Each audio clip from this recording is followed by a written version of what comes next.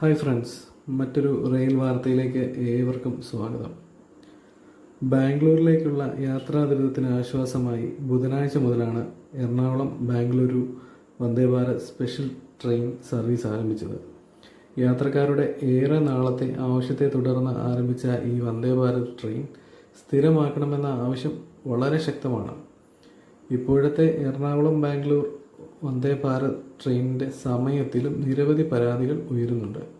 പ്രത്യേകിച്ച് ബാംഗ്ലൂരിൽ നിന്ന് എറണാകുളത്തേക്കുള്ള ട്രെയിൻ മലയാളികൾക്ക് ഉപകാരപ്പെടുന്നില്ല എന്നതാണ് പരാതി. ബാംഗ്ലൂരിൽ നിന്ന് പുറപ്പെടുന്ന സമയം നീട്ടണമെന്ന ആവശ്യം സോഷ്യൽ മീഡിയയിൽ നിരവധി പേർ ഉയർത്തുന്നുണ്ട്. ബാംഗ്ലൂരു കണ്ടോൺമെൻറ് സ്റ്റേഷനിൽ നിന്നും ബാംഗ്ലൂരു എറണാകുളം വന്ദേ ഭാരത് പുലർച്ചെ 5:30 പുറപ്പെടുന്നത്. ഏറ്റവും കുറഞ്ഞത് രാവിലെ 6 മണിയായെങ്കിലും ഈ സമയം പുനഃക്രമീകരിക്കണം എന്നതാണ് യാത്രക്കാർ പറയുന്നത്. തിരുവനന്തപുരത്തെ കൊച്ചുവേളി പോലുള്ള റെയിൽവേ സ്റ്റേഷനാണ് BNC.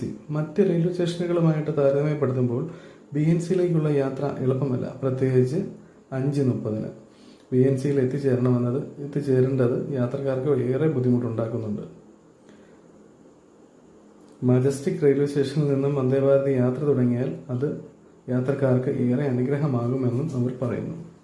മെട്രോ കണക്ടിവിറ്റിയുടെ കുറവും പ്രശ്നമാണ്. ബാംഗ്ലൂരു എറണാകുളം വന്ദേ ഭാരതിനെ എല്ലാവരും സ്വാഗതം ചെയ്യുന്നുണ്ട് എങ്കിലും ബാംഗ്ലൂരിൽ നിന്ന് പുറപ്പെടുന്ന സ്റ്റേഷൻ മാറ്റിയാൽ അത് കൂടുതൽ യാത്രക്കാർക്ക് ഉപകാരപ്പെടും. മെട്രോയുമായി ബന്ധമുള്ള മജസ്റ്റിക്കിൽ നിന്ന് വന്ദേ ഭാരത് യാത്ര ആരംഭിച്ചാൽ ഏറെ നന്നായിരിക്കും എന്നുമാണ് അവർ പറയുന്നത്.